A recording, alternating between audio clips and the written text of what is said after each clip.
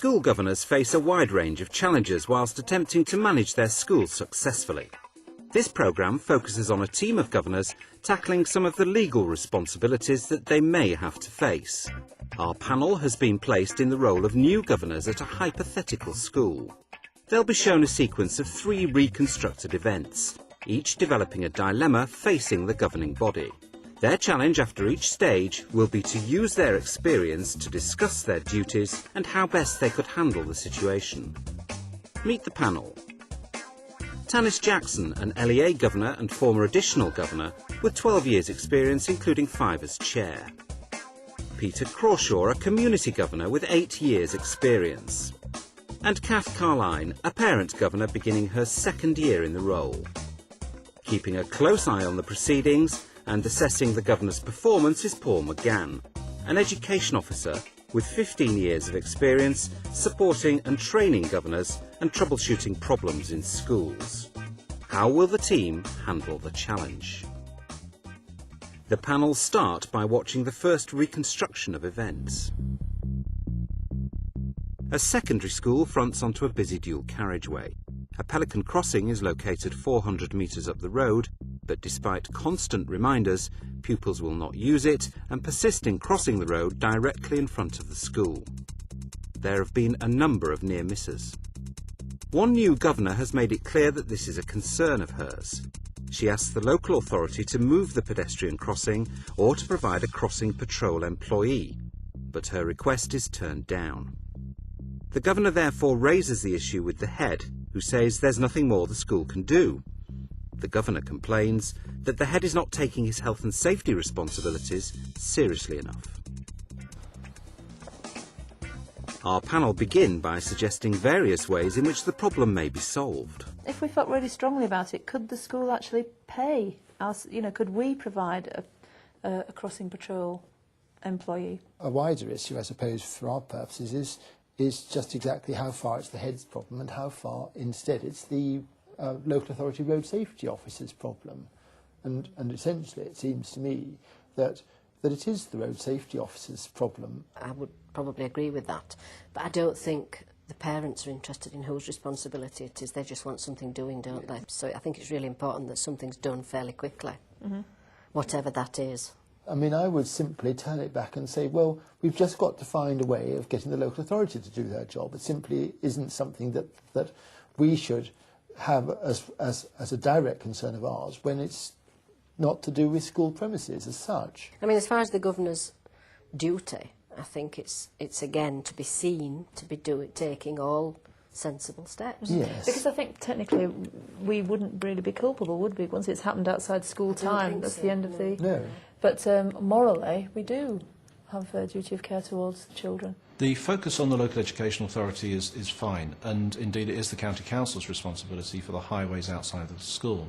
However, there is a danger that a cycle of blame begins to develop, where the parents blame the school blames the local authority blames central government, and in fact a very serious problem goes unresolved as a result of that. So I would prefer the governors, while it's okay to focus on local education authority, to also begin to look at what they can do within the resources available to them to try to resolve this problem. The short term would be to influence pupil behaviour. The medium-term solution may well be to look at the local education authority and involve parents and others in talking to local education authority to try to get a solution. What's missing again, though, is a long-term strategy. Governors are long-term custodians of the school. Governors can get somebody in from local education authority to see if it's possible to look at the whole site, and there may be other safer routes for children to leave the premises by. The debate moves on to the actions of the new governor in the case study. The new governor has asked the local authority to move the pedestrian crossing.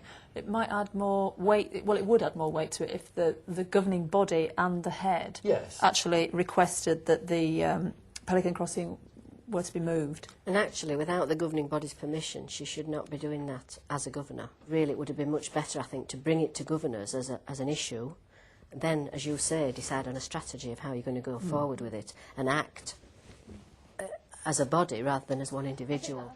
New governors coming onto a governing body have their own agendas and their own reasons for wanting to be on the governing body. An important role of the chair of governors is to talk to new governors about the ethos and the way in which the governing body functions and the roles and responsibilities of individuals. It's very important that every governor is clear who has the responsibility to speak on behalf of the school. In normal circumstances, it should just be the chair of governors. However, it's very important not to dampen the keenness of governors. This is a governor that really wants to get something changed, and the governing body would do well to harness their enthusiasm. Well, let's have a look and see how the situation develops in practice in the next clip. A couple of weeks later, the issue is still not resolved. A parent of a disabled pupil who's new to the school complains to the school that their child is not being properly catered for. The child has to make a long detour up the road to the crossing, then back to the opposite end of the school to the ramp access point. The other children can enter school via some steps at the top end nearest the crossing. The parents say the school is not fulfilling its legal duties to their child. I know that this Disability Discrimination Act has caused a lot of discussion at our governors. Yes. Because, you know, you're given a sort of a brief of what you're supposed to do and what access there's supposed to be, and there just isn't the money. So you do the best you can, and maybe that's what this school has done. There's probably some officer in the personnel section who has a special expertise in advising about the DDA, and I think that would be a good port of call. The one point that this parent might have got is that there should be an entrance to the school with a disabled ramp at the point where the pedestrian crossing is. But even so, it seems to me that it's more than is reasonably appropriate to ask the school to do, because it would be much, much simpler to do something about the pedestrian crossing. It might be easier to build another ramp or make a ramp access on the steps that are there already. If you bring legislation into any discussion in any governing body, it can throw governors into a blind panic. I think it's important that governors don't start from the legislation itself, because very few governors will be experts in particular pieces of legislation, and they can always get advice on what the legislation requires them to do. What I would prefer the governors to do is to look at what they would want to happen in these circumstances. What do they want, what perception do they want to give to parents about how inclusive they're going to be to children with all types of disabilities? If their starting point is we want to be as inclusive as we can, and we're then going to look at the law to see what we must do, then they're presenting themselves as a much more inclusive body. It's a question of who's guilty of the discrimination, and I must say I go back to where I started off, which is that it's the local authority who is at fault in the discrimination. Yes, She's a member of the community, this disabled child. And of course, from the parents' perspective, it does seem a bit hard to actually blame the school. And I think she is being discriminated against if she has to go a long way, you know, all the way 400 yards down to the Pelican Crossing, cross over all the way back up again. Then she hasn't got immediate access into the school like the rest of the children. She's being discriminated against. The governors have made the point that they think they are fulfilling their responsibilities, and I think they're probably right. However, they want to think about the wider responsibility to pupils of all types and all disabilities. One of the issues they may want to raise here is how inclusive the school is to other children who may have other forms of disability, for instance hearing impairment or sight impairment. And this is an opportunity for the governing body to take a look at the school as a whole and decide how inclusive they really are. Well, let's see what happens next. One lunchtime, a group of pupils leave the school grounds to go to the local chip shop. The pupils should not leave the school premises at lunchtime without express permission from their parents, which in this case none of them has. Deciding not to take the long way round and use the crossing, the pupils run across the busy carriageway and one is hit by a car. No member of staff was present near the road at the time.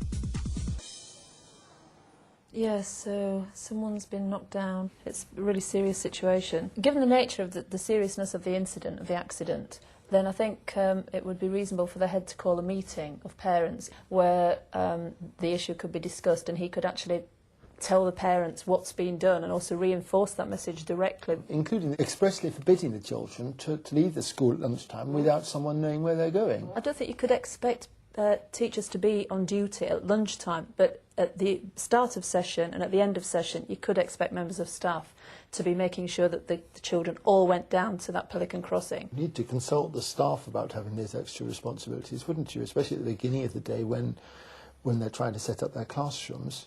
It's very tempting for governing bodies to stray into areas of school management and the deployment of staff in order to try to resolve problems. I think it would probably be more appropriate for governors to begin to ask questions of the head teacher and staff and to make it clear what their expectations are in terms of the behaviour of pupils outside of the school at lunchtime, and ask for the head teacher to say how staff are going to be deployed in order to bring that about. The reconstruction sparks a debate about the risks of legal action against schools. I suppose we do have to be concerned about legal issues as a governing body that, you know, these days, I mean, unless you take great care over how you organise your trips or, you know, children who've been bullied at school or children who haven't got the exam grades they're expected to get or feel they haven't been taught properly, can easily turn around and actually sue the school. I can't say that it worries me considerably as a governor, although I am aware of it. But in everyday life now, you can be sued for anything and everything, it seems to me today. There are so many things every day in every school where one could take a completely limited view of what was a safe thing to do, and the children's freedom of action would be totally restricted, would be totally intolerable, like kind of one-way traffic in the playground. Surely risk assessments will have been done about that road, and following this incident, it will be revisited, I'm sure. Legal action and the risk of being sued is something which worries many governing bodies. However, it is important to recognise that the legislation is not just there to provide redress to those people who suffer injury. The legislation is primarily there to ensure that those people in responsible positions take account of all possible risks when deciding whether an activity should go ahead. What governors have to weigh up, and this governing body is beginning to do so, is the balance between the risk of a particular activity and the benefit to pupils of that activity. This is why governors are encouraged to work with schools to do risk assessments. It will be of small comfort to the parents of children who are injured to know that it's not the responsibility of the school. Our governors return to discussing how best to communicate their concerns to the local authority. I do think that if we're talking about these sort of things, we're slightly at risk of distracting ourselves from our first line of approach, which was to compel the local authority to do something. But it'll take months to move a crossing. But I wouldn't want the local authority to be let off the hook by the head volunteering members of staff to act as... No, but in the interim, it may be a temporary measure. But that's just to satisfy the parents. Exactly. And the LEA to say, this is what we're doing, what are you going to do? Yes, I agree. We can't do this long term, but we're doing it now as a short-term measure, but we need some support. By the end of the discussion, the panel had the beginnings of a strategy for resolving this particular issue, working with the school and ensuring that the school was doing everything it could to reassure parents about pupils' behaviour, which minimises the immediate risk. Beginning to think about approaches to local education authority and perhaps other bodies in terms of trying to improve the pedestrian crossing. And what I would have wanted the governing body is to look at a longer term strategy. The governors could look at the whole school site. Are the exits and entrances currently being used the best ones that could possibly be used, or could others be built in order to make exits and entrances to the school even safer than they are at the moment? And finally, Paul McGann sums up the key issues. Being a governor of a school is an extremely rewarding and fulfilling activity, and governors need not be too worried by the complexity of some of the legal situations they will face. There's always good advice to be had. There are some things all governors can do in order to help them to balance their responsibilities. Risk assessments are a good way of ensuring that all of the potential dangers are taken into account and that the school is doing everything reasonable in order to prevent such dangers. Governors also need to think beyond their legal responsibilities to the wider public relations issues of the school. What type of school do they want to present themselves as to the wider community? And finally, you're always more likely to get good advice if you tell the people from whom you're seeking advice what it is you're trying to achieve and what you want out of a situation, rather than just narrow the question to the particular legal situation.